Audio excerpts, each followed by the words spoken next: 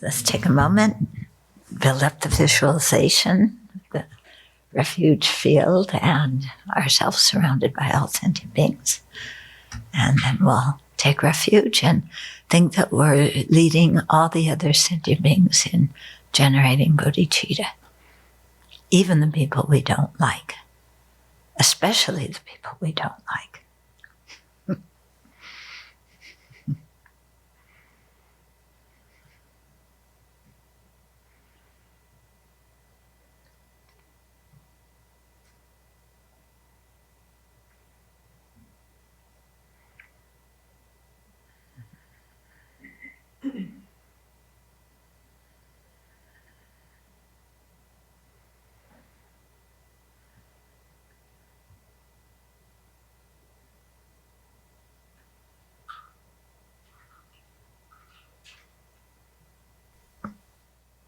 So let's cultivate our motivation.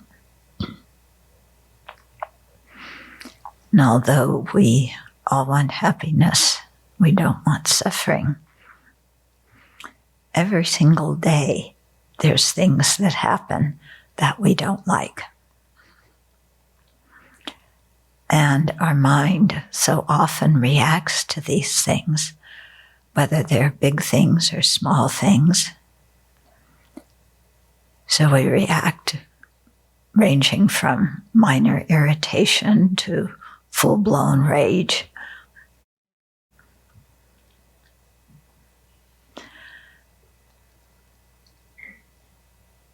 And this happens every day.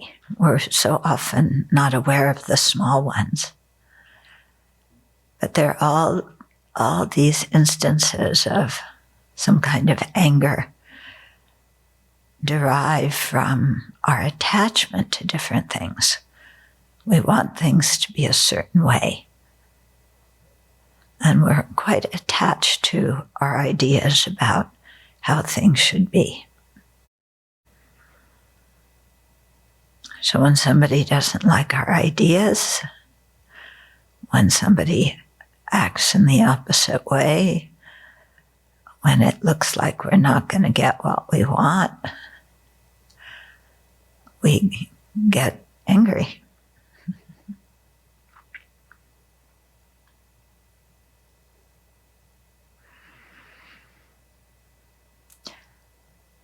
So needless to say, anger makes us miserable. Nobody's happy when they're angry. It destroys our merit. It makes us do things that harm others and make the situation worse. And yet, despite all these disadvantages, we still keep getting angry.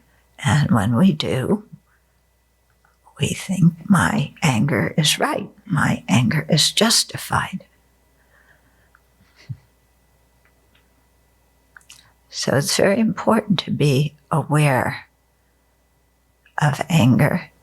See how it's linked to attachment, be it attachment to praise or possessions or our ideas about how things should be.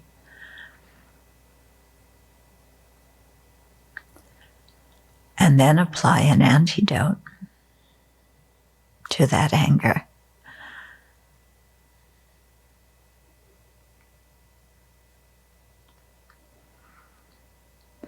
Because we want to cultivate bodhicitta as our motivation for living, for receiving teachings, for everything. And anger is the number one impediment. Because we really can't even begin to touch the self-centered thought before we clear away enough anger to admit that we're self-centered.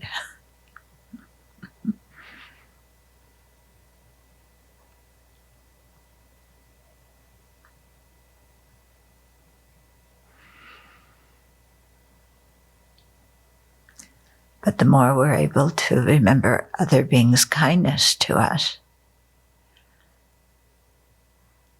and make their kindness the thing about them that's dominant in our own mind when we think about them, then that is very good to help lessen the anger and to be able to switch the mind to an idea of caring and to bodhicitta.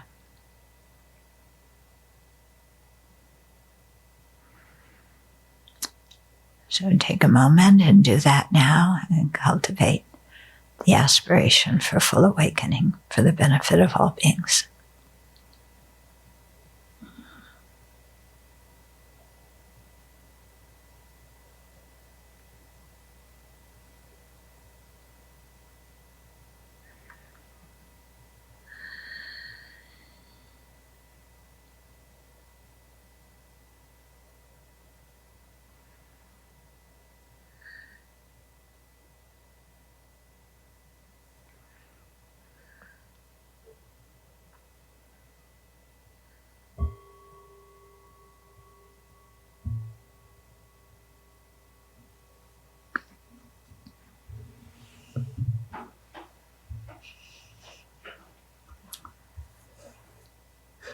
Okay. So one thing I find helpful with some of the, well, not only with the small irritations and aggravations, but also the big things, is to look and see that what I'm irritated or upset about is something that only involves this life. And when our view is only on this life, then these things seem incredibly important. We have to do something immediately to stop them because our mind is completely focused on this one lifetime. When we broaden our mind to think of previous and future lives, then there's a lot more space. And like, okay, this is happening, and we're all going to survive it. And if we don't survive it, our karma will help us make us be reborn in some other place. Yeah, but regardless of where we're reborn, we have to practice. And anger is not helping my practice. So it helps, to just think, this is just some problem of this life. Yeah. Like I said, when we only think of this life, the problem seems enormous. Yeah. But then when you think of all of samsara and the fact that most sentient beings have no idea what's going on planet Earth because we're like one tiny speck. I mean, do you know what's going on in all the other realms? What other people are experiencing? Yeah. So hardly anybody knows about this. And even on this planet, who else is upset about the things that we're upset about? Yeah. So why do I need to make this thing the focus of the universe? Yeah. When you really think about it, you really see how we waste a lot of time and energy. Okay, so we're going to continue with Shantideva. He's going to beat up our self-centeredness and our anger some more. Okay, so remember, he's beating up what is our enemy. He's not beating up us. Yeah, the anger is not who we are. It's not part of us. Okay, it's like the clouds in the sky, the adventitious defilements on the nature of the mind. Okay, so we're at verse 67. Well, let me start with 66. We did that last time, but it's good to remember this one. Since embodied creatures are injured by both animate beings and inanimate objects, why only bear malice to the animate? It follows that I should patiently accept all harm. And it's true. Why do we always want to blame some living being, as if some living being intentionally did this? Yeah. Deliberately to cause me harm.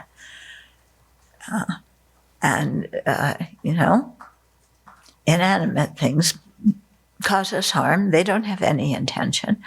And the animate beings, they're controlled by their afflictions.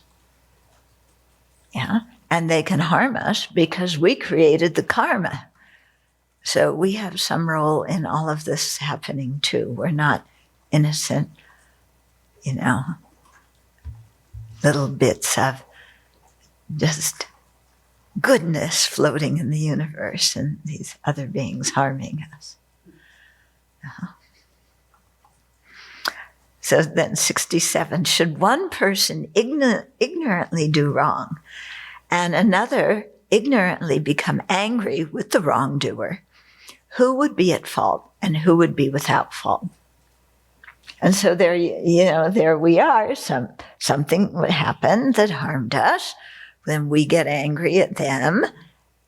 And this is the meaning of do two wrongs make a right. Remember that one you heard so much when you were little and you said, yes, they do make a right because I'm right. But then, when you look at it, it's, we're just shooting ourselves in the foot, okay?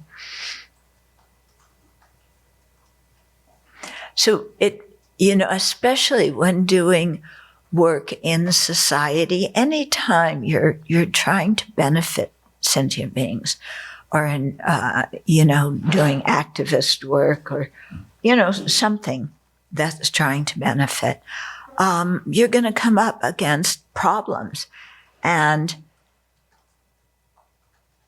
people blaming you, people hating you, whatever. Yeah. And it's so easy to then hate them back. Yeah. Here are these people who believe X, Y, and Z. They're so stupid. They're so irrational and they're endangering everybody. And I hate them back, because anyway, they hate me and they started it all. Yeah. We sound just like kids, don't we? Remember when you were a kid arguing with your siblings? Who started it? Yeah, that's one of the questions your parents asked. And there's a few of you who are only children. You don't have this privilege. But the rest of us who have siblings, okay, one of your questions your parents say is, who started it? And then you both point at each other. My brother, sir, no, she started it. Okay, as if that made our anger okay, because the other person started it. Yeah. And what this verse is saying is, no, that doesn't change anything one bit. It only makes us just as confused and under the influence of afflictions as the other person. Yeah, because we got angry. They did something, we got angry. Mm-hmm. Okay. So back to social engagement. It's so easy when you're trying to do something like that people attack you and then you get upset and you attack back. Okay. And it's something to be very, very careful of, and this is what we see going on in the politics now. It's kind of devolved into hardly anybody talking about policy and just exchanging insults. Okay, really, it's just like kindergarten. Actually, kindergartners are better sometimes. They make up and, yeah, remember when you were in kindergarten, your parents said, go make up and apology, make up, and you did that, and then it was over. But these are adults in positions of power who just keep doing it. Anyway, one situation that I had in my life that really pointed out to me this thing of how when you're upset with somebody, it's so easy to start doing the exact same thing that they're doing in terms of hating and so on. So this was during a Vietnam War protest at UCLA. And I have this clear visualization, down on the grass where we were. And the cops were, that's the polite name that we called them in those days. We called them other names too. They were here, a line of them. And then the protesters were here and, shouting things and stuff like that. And I remember the guy standing next to me, picking up a brick or a stone and throwing it at the cops. And I just went, whoa, no, if you do that, your mind becomes exactly like the mind of the person you are protesting against.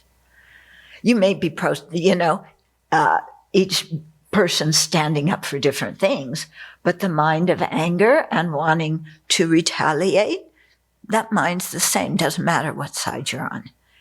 Yeah. And so then the work you do, doesn't wind up being for the benefit.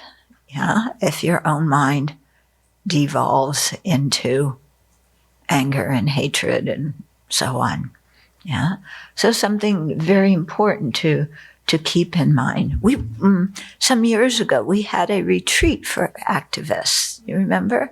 So we talked about this then. Yeah. But it happens in many situations, not just these kinds of things. Okay. Then 68. Why did I previously commit those actions, because of which others now cause me harm? Okay. Time of reckoning. Yeah. Why am I receiving harm? I did something to somebody else. Why did I commit those actions, which were clearly non-virtuous ones, that are resulting in my being harmed right now? Why did I do that? Well, we can't remember exactly the specific karmic action that we did however many lifetimes ago, but we can certainly remember things we'd done this lifetime, that have created negative karma, and that could be the karma ripening there, or that would ripen in the future, and just ask ourselves that same question. Why did I do that? And when we look, those of you who are doing Vajrasattva this winter, you will be doing a lot of looking about the past, okay? And thinking about things that come in your mind and that you experience then.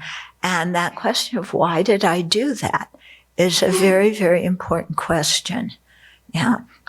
And don't just answer it quickly with, oh, I was self-centered, and then go on to another thing. But look at it, when you remember things. What was I thinking when I reacted that way? Yeah. What was I, one question that's very good is, what was I really trying to say? Yeah. I was angry and I said something mean. What was I really trying to say to the other person at that moment? Yeah, I was angry and I accused somebody else of doing something. What was I really trying to say? In my heart, what was I trying to say at that time? Yeah, it's a very interesting question to sit with. Yeah, because so often when we sit with that question of what in my heart, what was I trying to say? Sometimes we find, especially with family members, what we're really trying to say is I want to be close to you and I don't feel close right now. Or, yeah, I want you to think well of me, not necessarily because we're attached to a reputation, but because we want to have a good relationship with that person. You know, sometimes we find it's our reason is you're destroying my reputation, in which case, get rid of your reputation, because that's the thing that's causing the problem. But it's very interesting, what was I really trying to say? Sometimes it's, I'm tired, I'm stressed, I just need I need some cooperation. But so you can sit with that. And then when you sometimes think about what was I really trying to say, the situation becomes much clearer. Yeah, because it isn't always, our anger comes out as hostility, but very often underneath it, that what we're wanting is to be friendly with the person or to have a good good relationship. Okay, so very interesting to ask that, to find out. Or sometimes what we find, why am I angry? Because I feel really scared and I need to be right and I need to have power in this situation. Sometimes we find that, And then, okay, if I'm scared, how can I calm myself if I'm scared? And then, because the mind that's scared is proliferating. Yeah. Remember Namtok? Our old friend Namtok? All these proliferations. Yeah, make-believe stories. Yeah. And then, it's just my mind doing some creative writing. Let's stop it. Okay. So try that. See if that helps sometimes really clarify in your own mind what it is that you're needing or wanting or what you're really trying to say. Okay. So that was only the first 2 lines of that verse. We should finish the verse. Why did I previously commit those actions because of which others now cause me harm? Since everything is related to my actions, why should I bear malice towards these, quote, quote, enemies? Yeah. In other words, they would not be harming me if I hadn't done other things to harm others. It doesn't mean that we harmed them in particular in a previous time, because if that were the case, then nobody could ever get out of samsara. Yeah. So it's not like when somebody harms us, we are fated to repay that harm. No. We cut it when we practice Dharma and really stop the anger and restrain our physical and verbal actions. Yeah, we can cut that. But, when we receive harm, we dished out probably something similar to what we're getting back. Yeah, and that's why I find The Wheel of Sharp Weapons such an incredibly effective book to do meditation on and to think about karma and to understand our lives. Because you read that poem and it's like, oh, this happened to me. And then Dharma-Rakshita tells us the kind of thing we did in a previous life or earlier this life that brought this on. Yeah. And then, I did that. We have to admit at some point. But even if it's results that we haven't experienced this lifetime, or if it's speaking of actions that we haven't done this lifetime, again, it's very helpful to broaden our mind and remember that in previous lives we've been born as everything, we've done everything, and we shouldn't, as long as we have afflictions and we haven't attained the path of seeing of any vehicle, then how can we, be complacent and arrogant and think we're better than anybody else? Because, even in this life, you put us in a difficult situation, and we may do things that right now, if we think about, I would never do that. But you get in that situation and the afflictions get triggered, and then we do absolutely amazing things that we never thought we were capable of.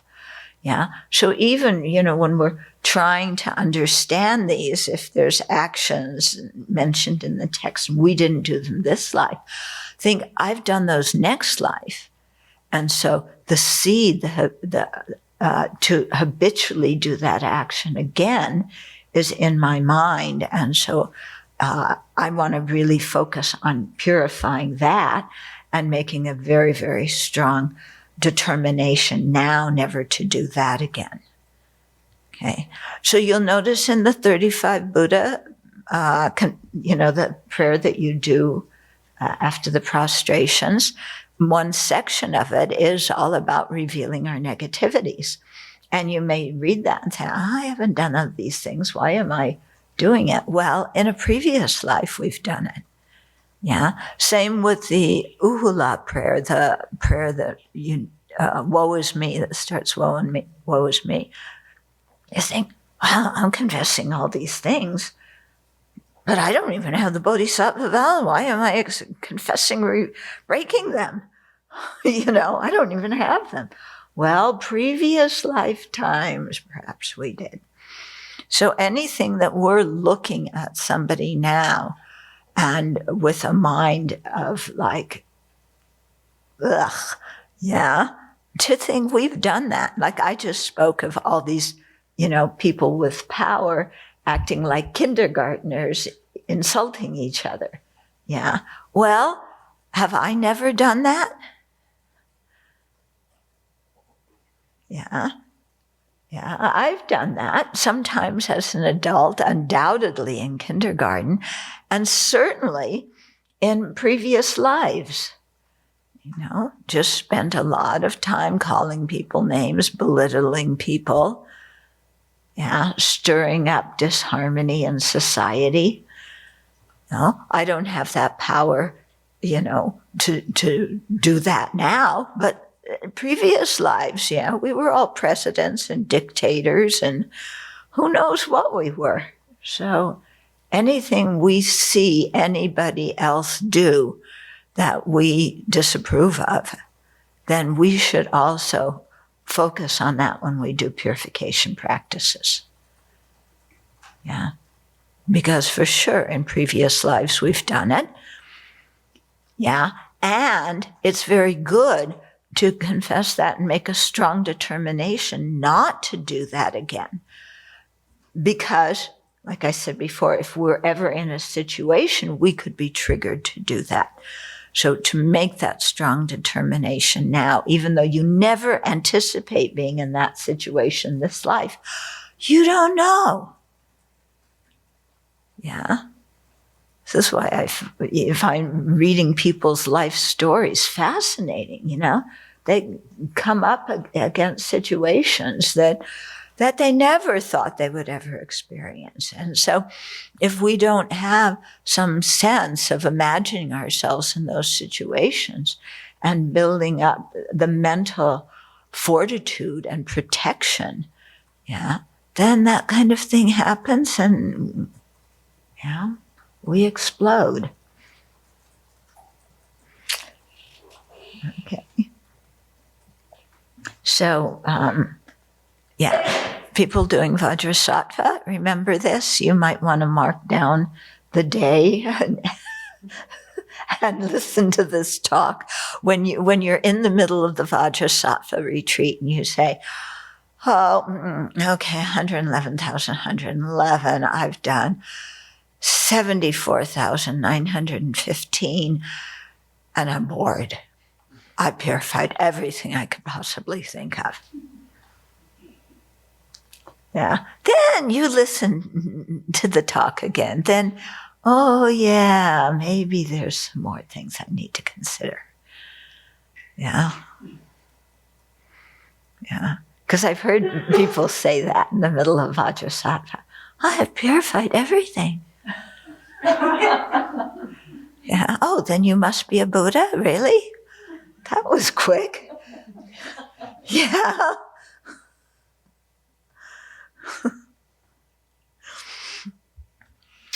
Okay.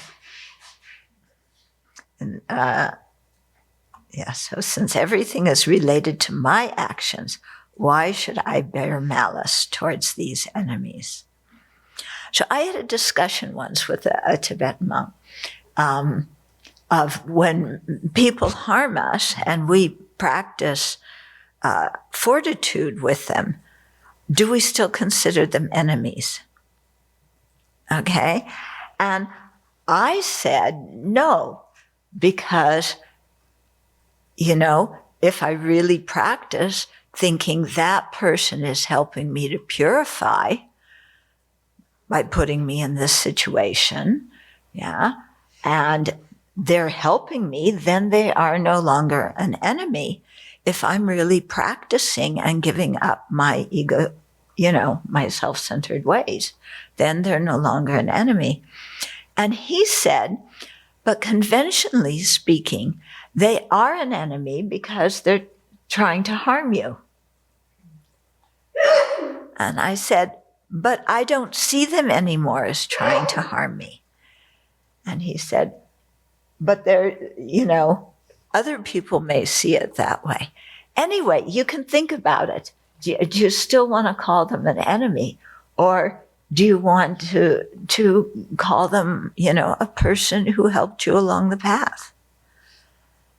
Yeah, because when I look at some of those people, I really sincerely now see them as helping me. And knowing that some of the difficulties I've gone through, I had to go through to get to the point where I am right now. And if those people had not done those things to me, and I had not had to grow up and develop inner resources, then I wouldn't be able to handle many of the things that now I can at least handle a little bit. Yeah. Or at least be prepared knowing that they're going to come. Yeah. You had this problem with one person. Yeah. And then another person did the same, and another person. So it shouldn't be like, okay, I've handled 3 people betraying trust. Now nobody's going to betray my trust again. Forget it. They're going to betray your trust. Just be ready. That doesn't mean be suspicious, but, just, be ready and don't have unrealistic expectations. Yeah. That everything is going to be hunky-dory, because I finally found the perfect people and the perfect place and the perfect everything. And I just have to practice Dharma now. Yeah. Right? Yeah. Do you ever find the perfect place to do your Dharma practice and the perfect people to do it with? No. Yeah, the chanting is always better on the other side of the meditation hall. Okay, I don't know where the grass is greener, but the chanting is definitely better. Sometimes it's not even on the other side of the meditation hall. It's in another meditation hall. Because the chanting in your meditation hall is, So, and then I said, I can't practice Dharma in this situation. I have to go to where, the chanting is beautiful and it makes my mind soar and puts my mind in another state. And then you go there, and then what happens? The food's good. Yeah, you can't eat the food. It's like they serve burnt stuff. They serve pickles for breakfast, and you can't stand pickles anytime, you know? So then, okay, so the food's better somewhere else. Then you go somewhere else. Then what? Yeah. It's, Don't like the schedule. Yeah, this schedule. Oh, 3 o'clock in the morning, bathing in ice cold water, you know? Yeah. It's like, okay, I get it. The West is too pleasant. I'm going to a Japanese, you know, where they do that. You wake up at 3 o'clock, you pour ice water on top of yourself, you sit immovable for I don't know how many hours. And it's like, okay, I'm going to go do that and get enlightened that way. That's going to be the perfect place. There's no study time. And then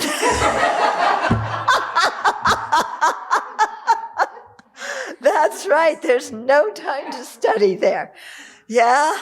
So I'm doing all this meditation and I have no idea how to meditate because I haven't studied and I need more study time. Okay. So then you go to a place where they're studying so much. Okay. And then what's wrong there? No meditation, no heart. No heart, no meditation. Yeah. Then you go somewhere else where you're not going to the place where you just had lots of meditation because that's too fresh in your mind.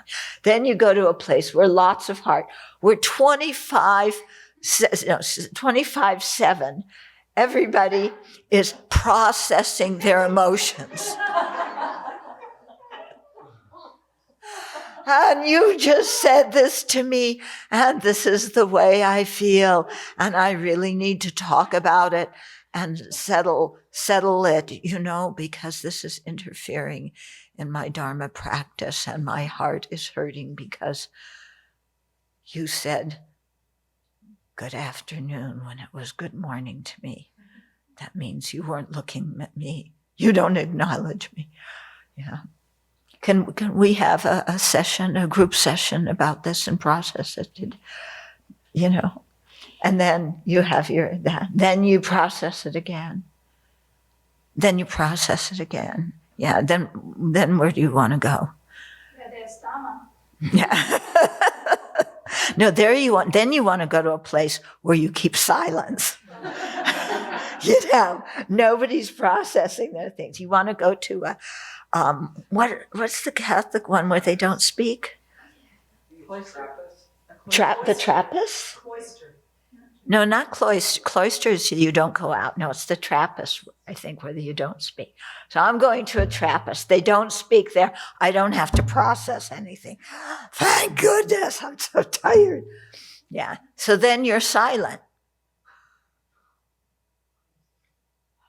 Then what happens? You let a fruitcake.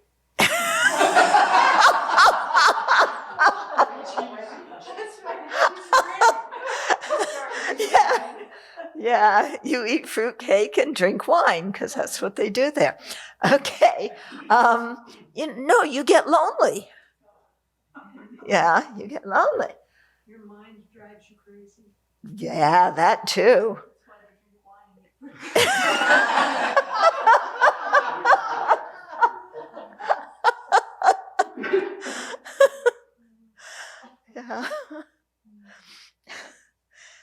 Yeah. So this is the way the mind is, isn't it? Yeah. And when you're meditating, you say, I should be studying. I should be, doing something for society. So then you go study. And when you're studying, I should be meditating more and I should be serving society. When you serve society, I should be studying. I should be meditating. Yeah. So we spend lots of, you go to do retreat. Yeah. What do you spend your time contemplating in retreat? All the teachings you're going to go hear later, all the other teachers you want to study with, all the other meditation retreats you want to go on, right?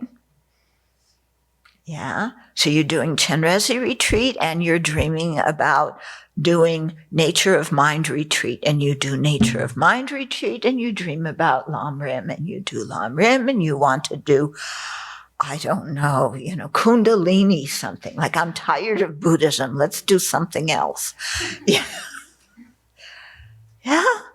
I mean, this is our mind, isn't it? So, verse 69, this is going to tell us how to solve all these problems. When I have seen this to be so, everything depending, coming back to our own actions. When I have seen this to be so, I should strive for what is meritorious in order to bring about loving thoughts between all. Okay, so what's an antidote that you can never go wrong with?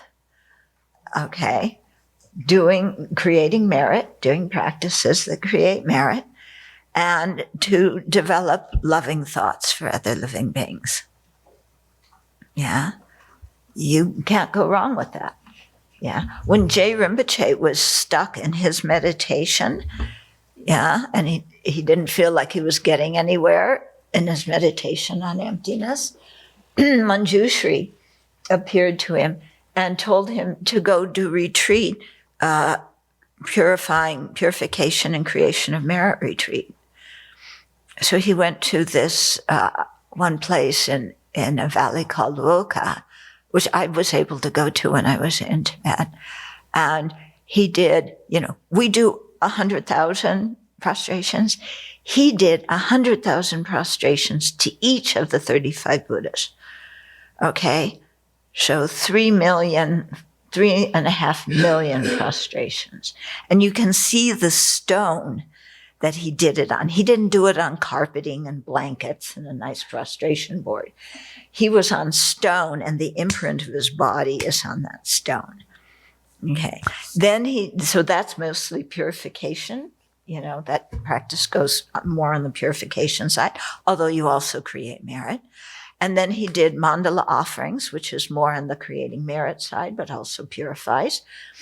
And there's a stone there where he did, so he doesn't have a nice, smooth, mandala plate, where you rub and, you put oil on it so it's nice and smooth. And no, he was using stone, and his arm got all, roughed up here. And you can see on the stone, they're like self-appearing little flowers and different things, And so he did that retreat for quite a while. He took 8 disciples with him and did that retreat. And then after that retreat, he had a dream. And this is the story His Holiness tells. He had a dream, and Nagarjuna was there with his main disciples, Aryadeva, Buddhapalita, Bhavaviveka, and Chandakirti.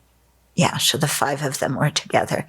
And he told this story, And was it Bhavaviveka? No, Buddhapalita, who was appearing a little bit dark in the dream, but he didn't know it was Buddhapalita. Anyway, so he had that dream. Then the next day, somebody came and offered him Buddhapalita's text called Buddhapalita. Yeah, he named the text after himself. I guess that's what you can do when you don't have a self that you're grasping at. Yeah. So somebody handed him that text. And then when he was reading one of the chapters, I forget which one, all of a sudden it was like emptiness became really clear to him, and his doubts had disappeared. And he knew what he had to do. Yeah. So that came about because he had done all the purification and creation of merit. Yeah. So it's Probably not spacing out while he's doing his prostration. probably, yeah. I don't think he was thinking, oh, I wonder if all my benefactors back in town know that I'm out here in this valley with 8 disciples purifying, and I hope they bring something to eat. Yeah, or I hope they know what a great and grandiose meditator I am, meditating out here. Yeah. They say that that's the biggest trap for people who go out to do, well, one of the biggest traps, I can think of some others too, is reputation. That attachment to reputation is much harder to abandon even than attachment to food and temperature and so on.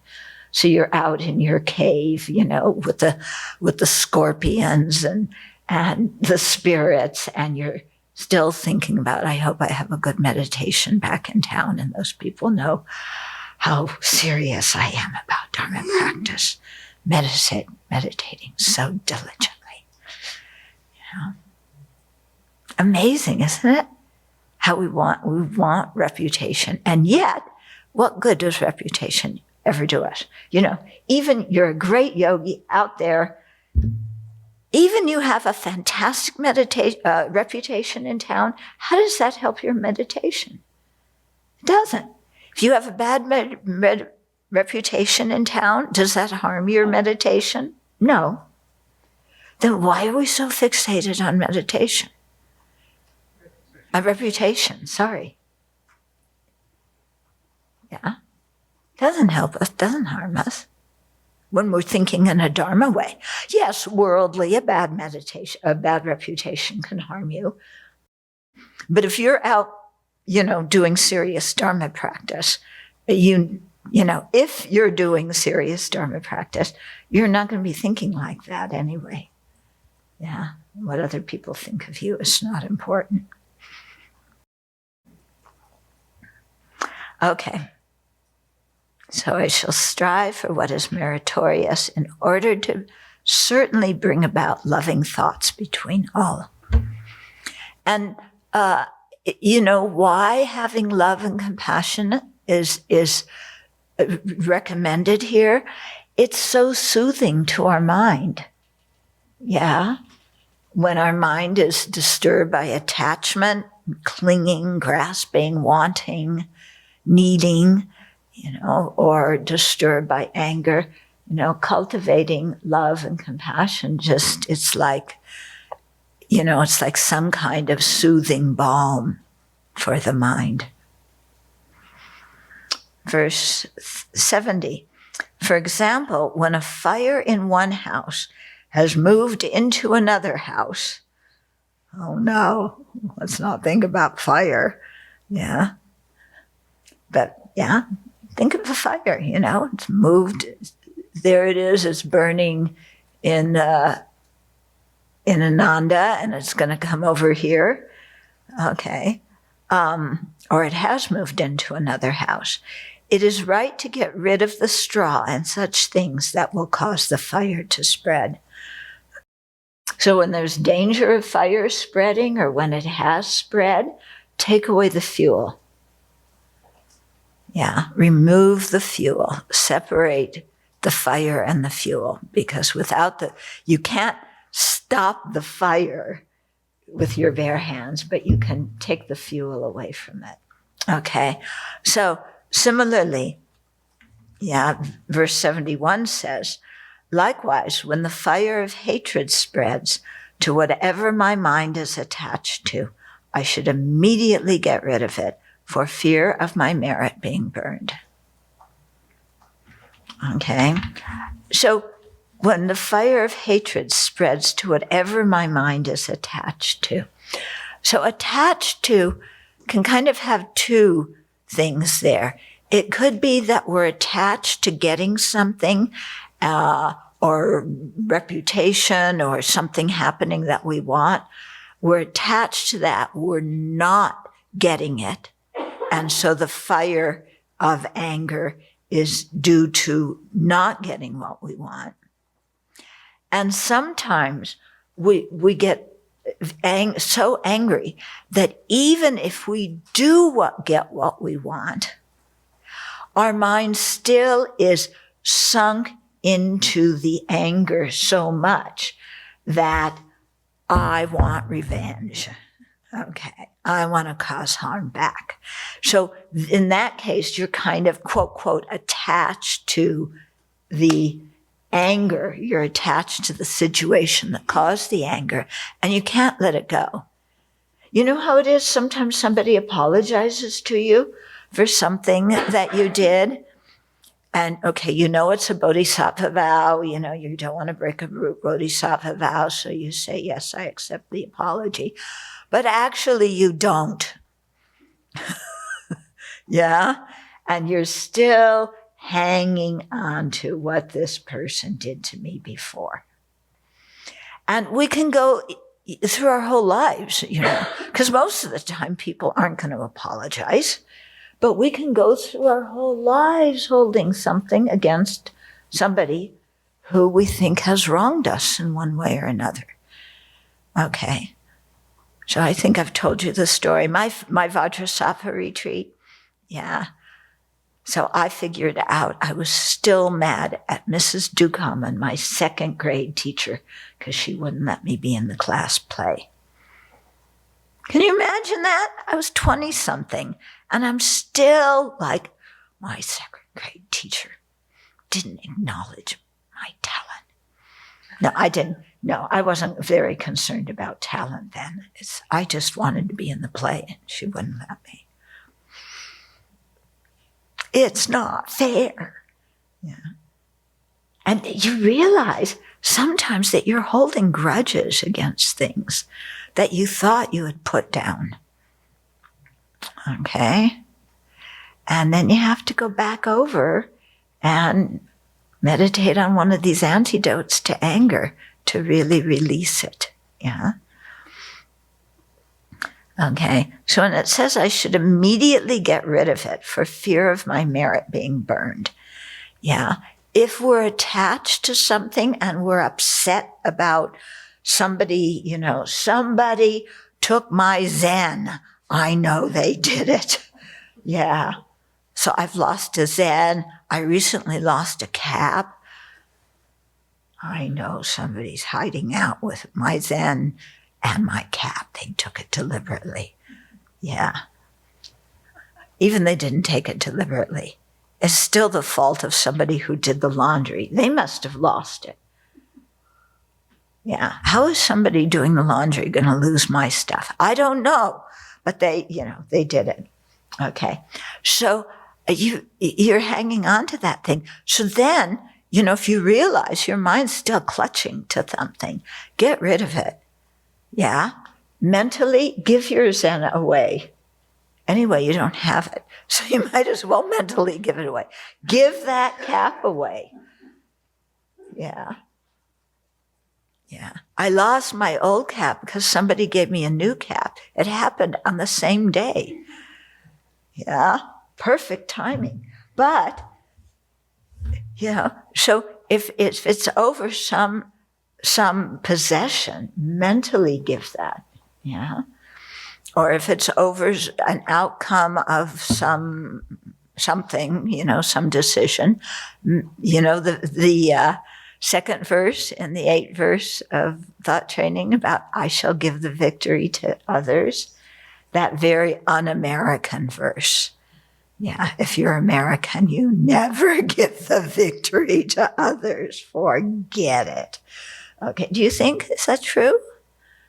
Yeah, some people agree, some people agree. Yeah, what do you think? Yeah, anyway, some of us think that. Yeah, we're the land of the free and the home of the brave. Yeah, and we are always victorious even when we lose. Even when we do something stupid. I'm going to stop talking about that.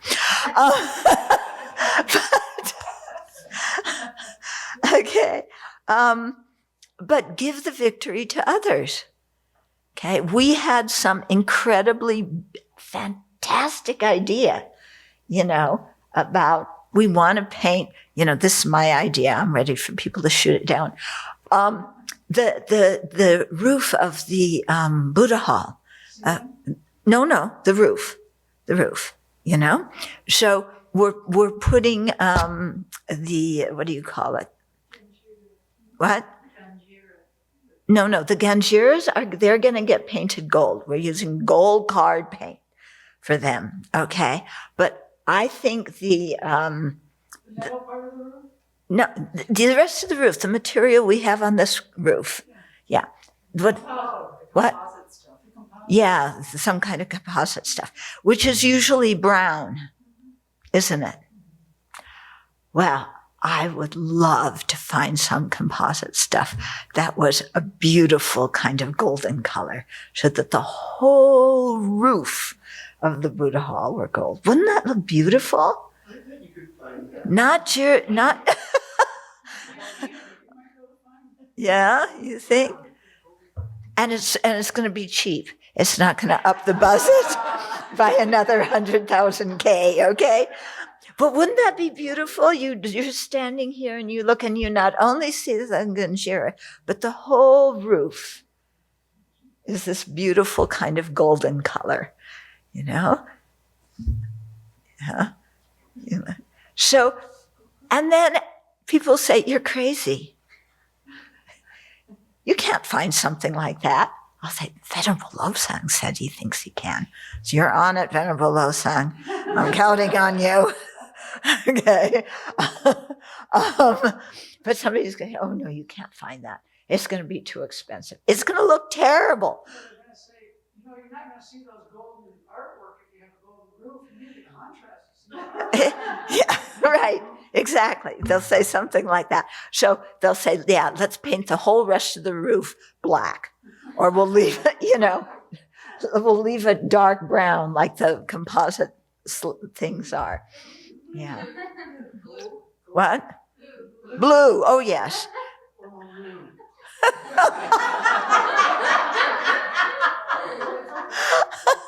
Can't we have something that's not maroon once in a while?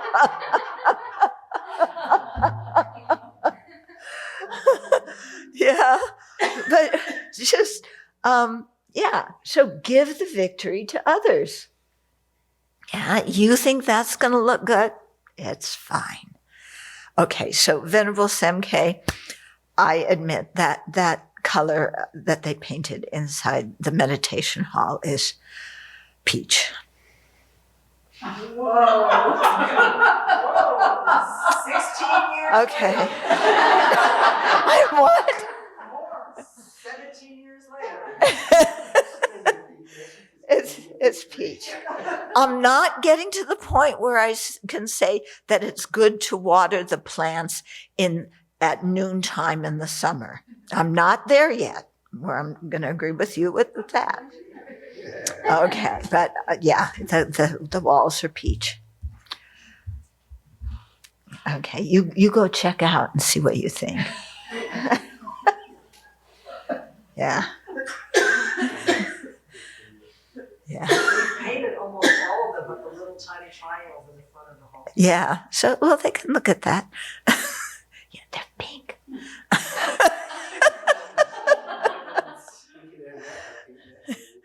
Okay.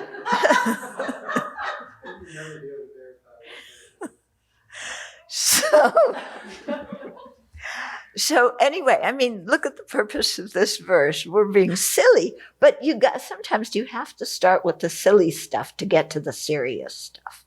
Okay?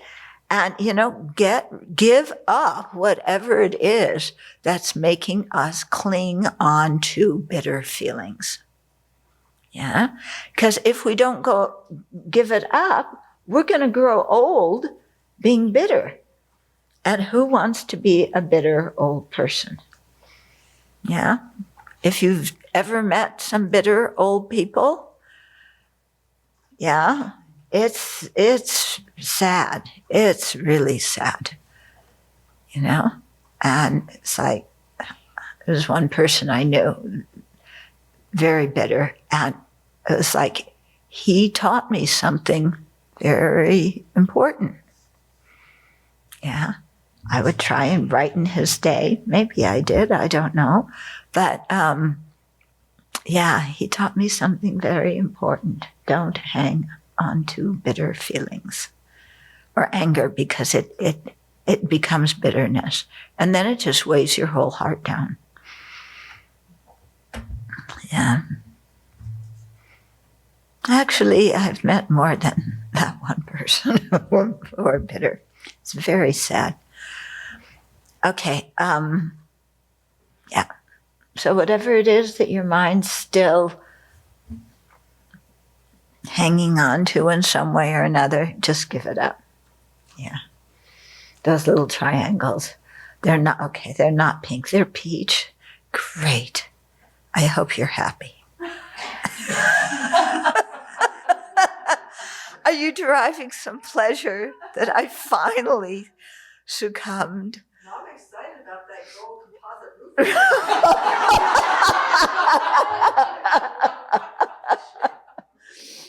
Even though it'll be yellow.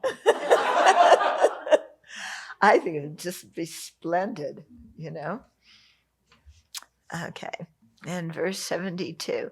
Why is a person condemned to death not fortunate if they are released after having a hand cut off?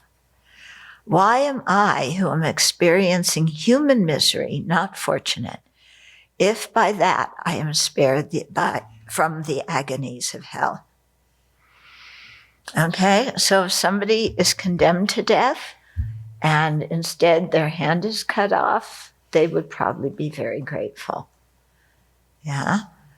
So if we've created the karma to be born in hellish realms, and instead we experience some pain or misery as a human being, wouldn't we be happy to have that karma burnt up in that way as just some kind of pain that we can imagine, that we can handle in this life, instead of something really terrible in the hell realms? So that also is a really good thing. I mean, here, this whole chapter is antidotes. Yeah. So what I would recommend is go through and make a list of the various antidotes, read the verses.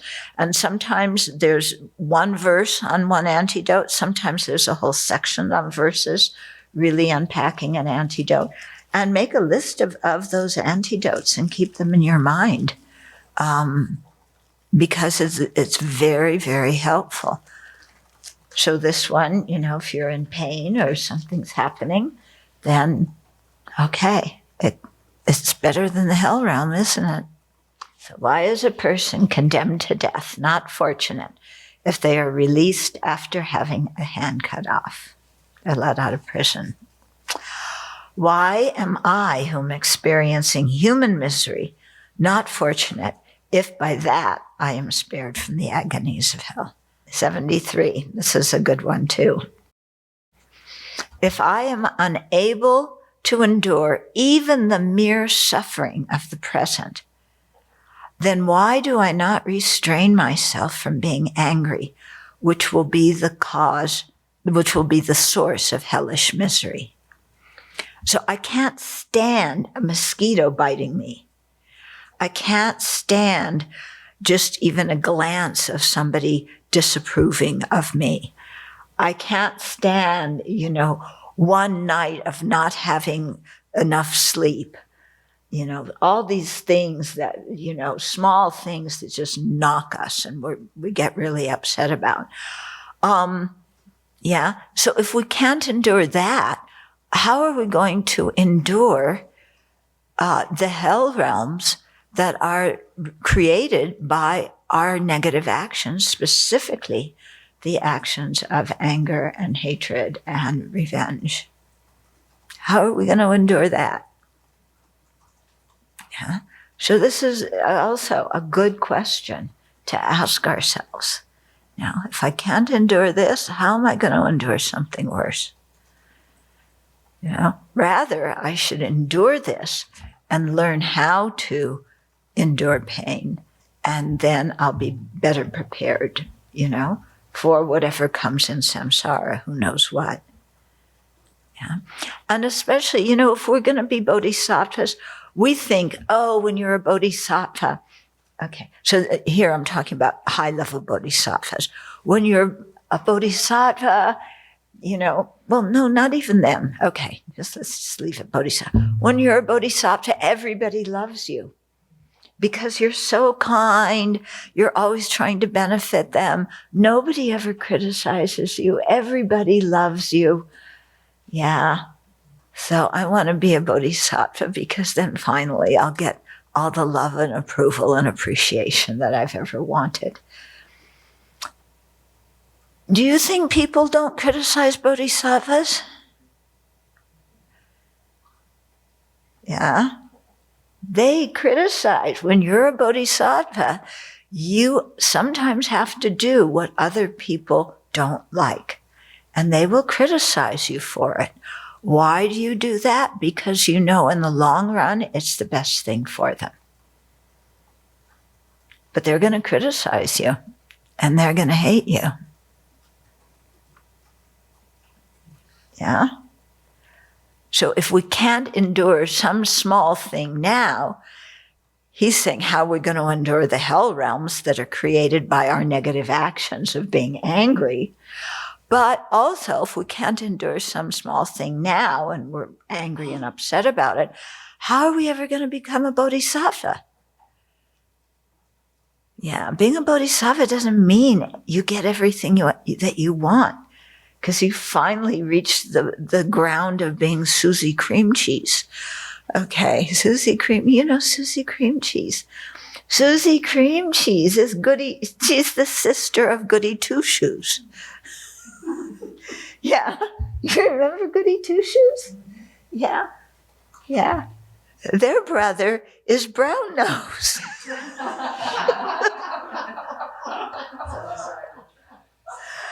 Okay, so somebody will explain to you. Yeah, but yeah. So we think, we're finally going to be appreciated. But people criticize bodhisattvas. Amazing. I mean, I look at sometimes the way people treat my teachers, and I'm just aghast at how sometimes people treat, my teachers, and how sometimes they treat their own teachers. You think, how could anybody ever do that? Yeah. But it happens, and what's to say if I'm not in a bad mood, I don't do the same? Yeah. I mean, an extreme example is the Cultural Revolution in China, yeah, where people were encouraged to turn against their parents and turn their parents into the communists, to turn against their teachers. So you had disciples criticizing their own spiritual mentors. Yeah. So you think, okay, bodhisattvas are going to get trashed in that too. So they're going to have to be strong. Yeah. So this is why I like calling it fortitude rather than patience. Because in those kind of situations, what we need is fortitude. We need inner strength. We don't just need to be patient and wait for somebody else. Okay.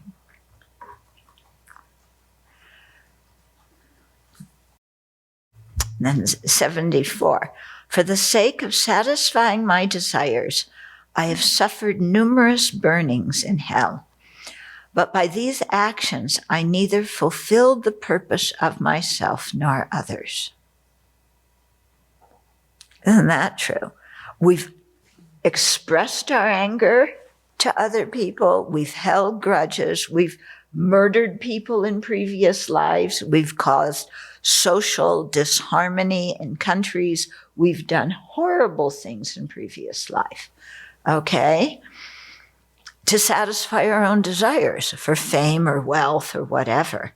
Okay? So we've done this same thing that we see some people doing now that we don't think is proper. We've done that. okay, for the sake of satisfying my desires, then I've been born in the hellish realms numerous times. Yeah, because of my greed to satisfy my desires, my anger and hatred of not getting what I want, my jealousy of people who got what I wanted when I thought I should get it, you know. But by those actions that I did to, motivated by greed or anger or jealousy, I neither fulfilled the purpose of myself nor of others.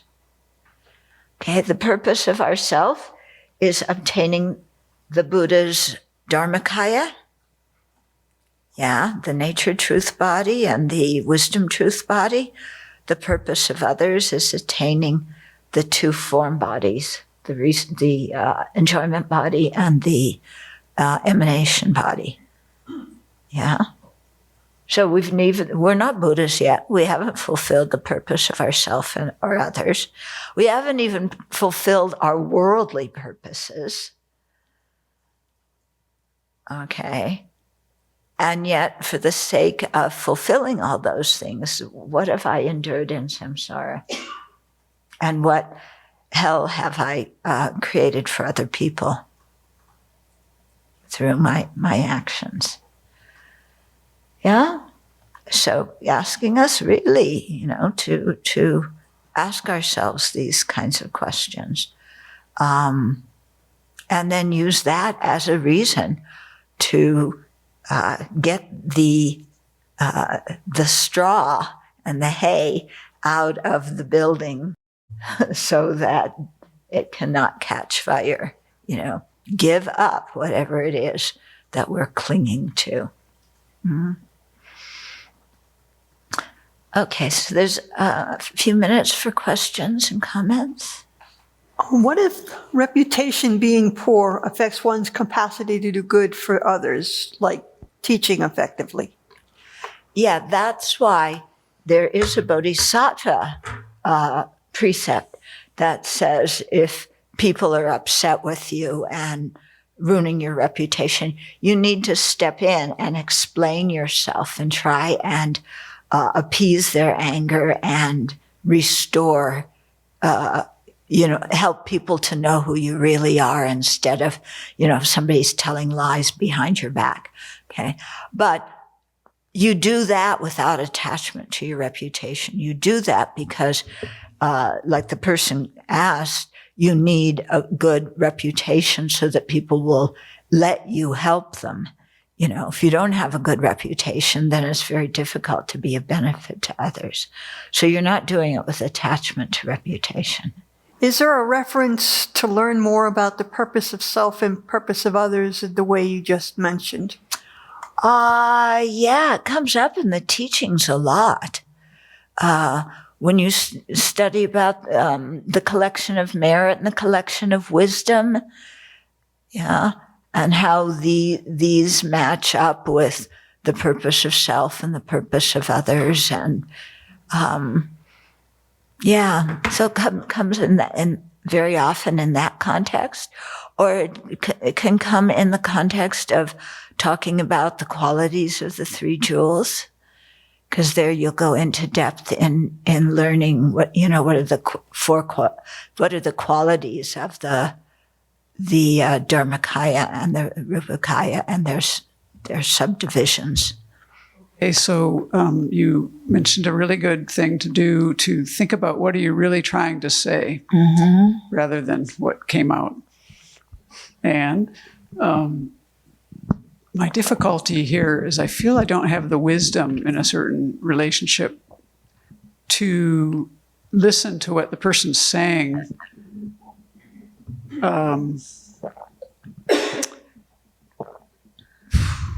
I actually know the person wants to connect, but the way they want to connect is it's by slandering other people. I'm not talking about politics. I'm talking about other stuff now. Yeah. People who have been, the exact example is someone who has been abused, but for maybe 20 years, they're saying the same story about it. Like I've heard certain things. You mean blaming the victim? Yeah, blaming speaking in a way that never moves over years and years and years. I know they want to connect with me, but I actually have decided that this way of speaking isn't really helping anyone. No. So, I can't change the other side. I can change my side and work on my equanimity, but I don't really have the wisdom to figure out how to get to the place. I do know I can come back and say, I know you want to connect, and I can't connect this way. I have to do it from my side, I guess. Yeah. Or how about if you connect over something else? There's many different ways to connect with people. And if one way of connecting doesn't work, find something that both of you are interested in and connect over that, discuss that, go to do that together. Yeah. And every time the person starts bad-mouthing somebody else, you change the subject to something. Yeah. Yeah. So there are many ways to connect to people. There could be somebody that we really don't like, but we can connect to them over a topic of mutual interest. Yeah. And when we can do that, that's very, very liberating. Yeah. Because then we know, we can connect with everybody and have good feelings about everybody. Yeah. Yeah. It's like when you're with children, you're not going to discuss some adult subject that you can understand. You're going to go play a game with them. Yeah. And then you connect to the kids by playing that game. I think after many, many years of trying to work out you did a little bit of impersonation of processing and processing and processing. Verse 57, when one person does harm out of confusion, another one does harm and gets angry, who's at fault? Sometimes that's where I want to go. They're afflicted, I'm afflicted. Let's just take care of our minds and then come back around and just admit that to each other. Mm-hmm. I find that after years of being in community, after a while, I don't have the bandwidth anymore to go through the level of recircling around something that hurt both of us or one of us, Yeah. So I try to use this one when it's not something really, really big. I'm just grumpy that day and they're, something else. I just want to say, can we just agree that both of us are afflicted right now? Let's just take care of our minds and then maybe come back and draw the conclusion and say, this is what I found out, what I needed, what I was trying to say. Yeah. But I found out that my bandwidth for a lot of it just isn't there anymore like it used to be. To process it all. Nonviolent communication helps a lot, Yeah. But it's the way we used to do things was a lot like that. Yeah. Well, sometimes, NVC and the way we used to do things, every small detail of, wow, somebody said and this and that, and 5 years ago you said this, and then it came up now, and this, and ma. Yeah, at a certain point, you go nuts. And some people go nuts and other people want more of it because that's how they connect with people. And if you don't have the energy or for that, then again, you find, then if it's still bothering you, then I think what is very helpful is to say, this is just a thing of this life. This is just how it turned out this life. This person I know is a kind person. And, and I want to connect with them and I can connect with them. We can, go plant the garden together. We can do something together. We don't always have to process everything and every word and every look. And we'll find some other way to connect. And I won't let this weigh down on my mind because it's just a thing of this life. It doesn't last very long. Yeah. Yeah. And it's a thing that our own mind's holding on to something. Yeah. And it's just, okay, we just have different ways of being. They want to process for the next 3 countless great eons. and I want to go swimming for the next, and they think I'm crazy, and and I think, it's like, okay, different people, what is this? Different strokes for different folks. Yeah. And they have their way and I have my way, and I don't need to consider them bad or wrong or, unfriendly or whatever it is. That's just how they like to do things. It's not a thing that I like to do.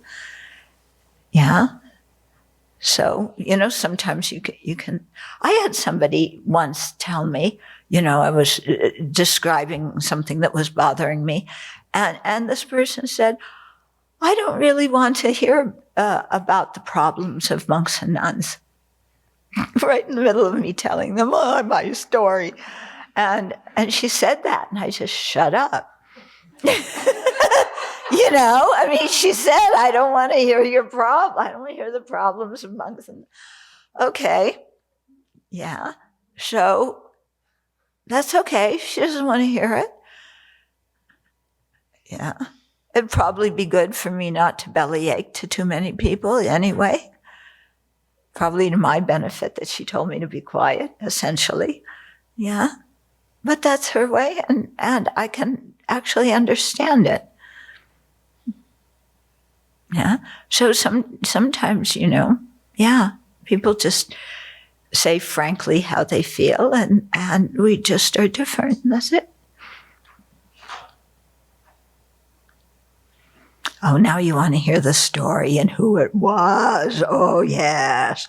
Yeah, I know you. You want to know all the gritty details because it's somebody that you know, actually.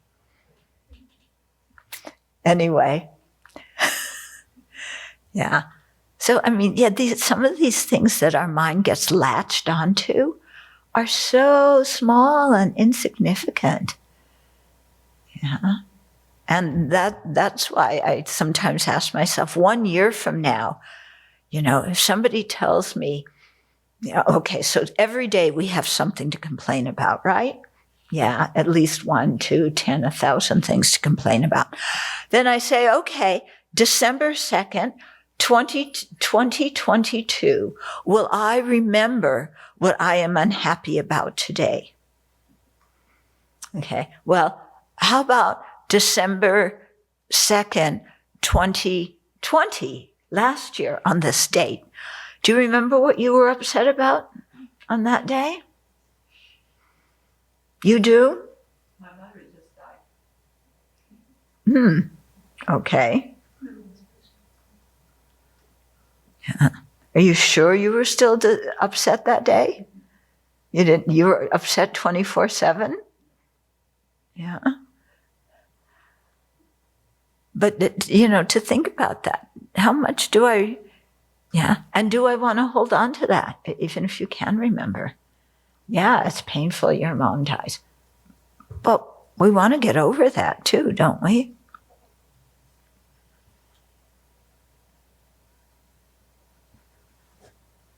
All of us are going to face that, right? If your mother hasn't already died, she's going to die. So be prepared.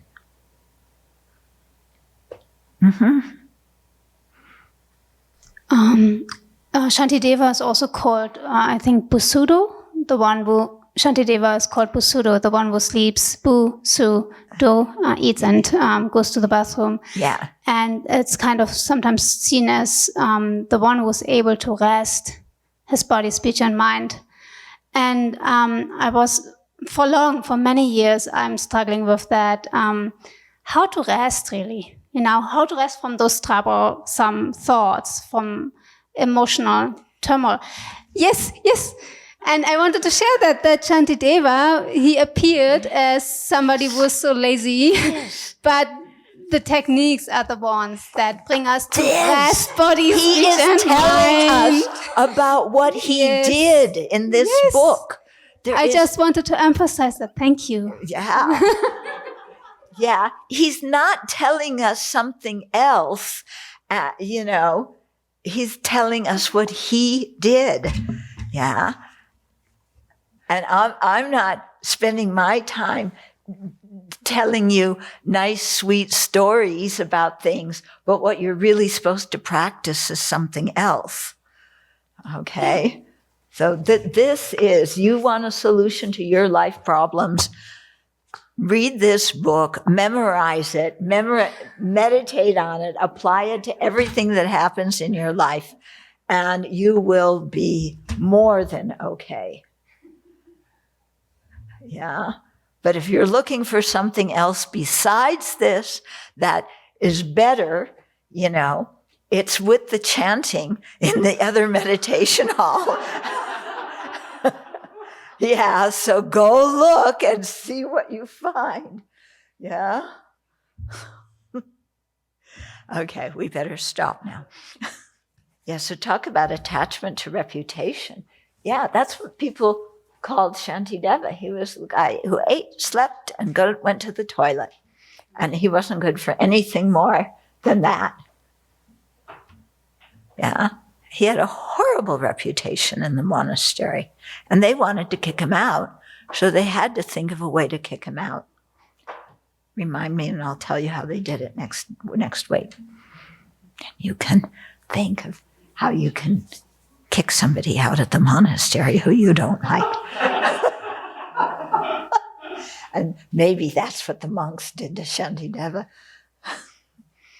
They were very creative in how they did it.